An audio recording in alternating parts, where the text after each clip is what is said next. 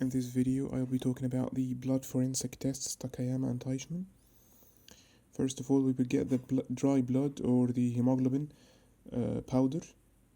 The first step is to crush them to make them more smooth and to expose more of them to the reagent. Crushing is done by the usage of 2 glass slides.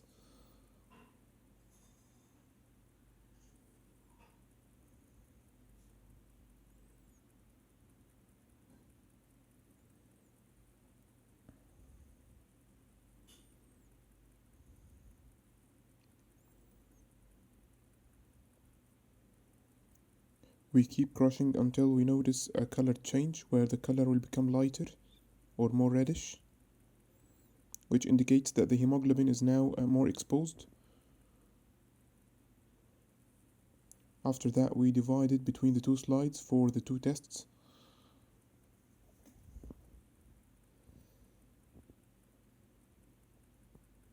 The first will be used for the Takayama test.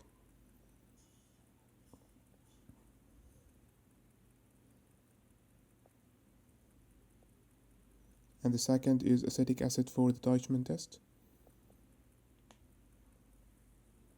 Now the second step is the spreading step, where we spread the hemoglobin or the dry blood that was crushed on the anterior part or on the first half of the slide.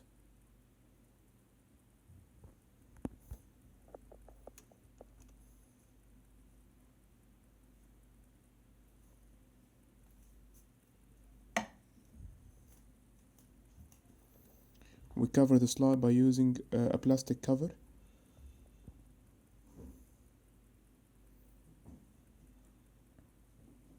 Now the third thing is to add the reagent. Here is the Takayama reagent. We add a drop at the peripheral part and we let the capillarity take the reagent to the rest.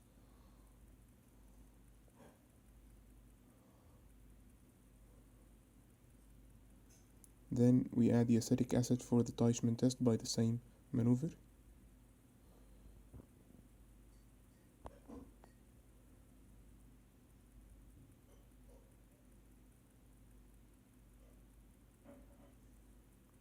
We always add the drops at the periphery.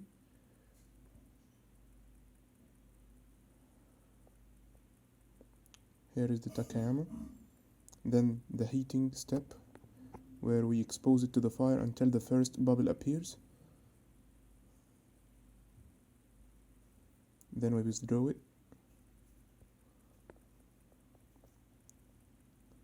Here is the color change. It will become pinkish or reddish in color for the Takayama.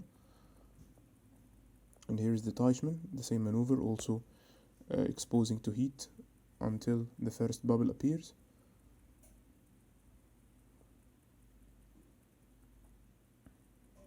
It will also change color slightly into some sort of a brownish color.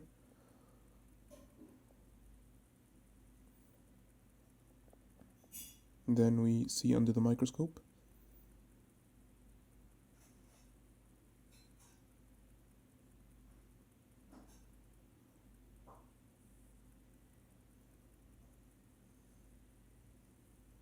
What we see here are called the Hematin HCl crystals. They are rhomboid shaped, brownish in color, dark brown in color. And then we see the Takayama under the microscope.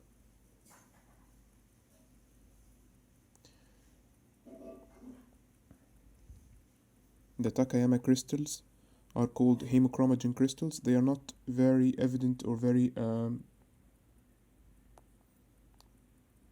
evident in here. They should be needle shaped rather than rhomboid shaped. This is the end of the video. Thank you very much.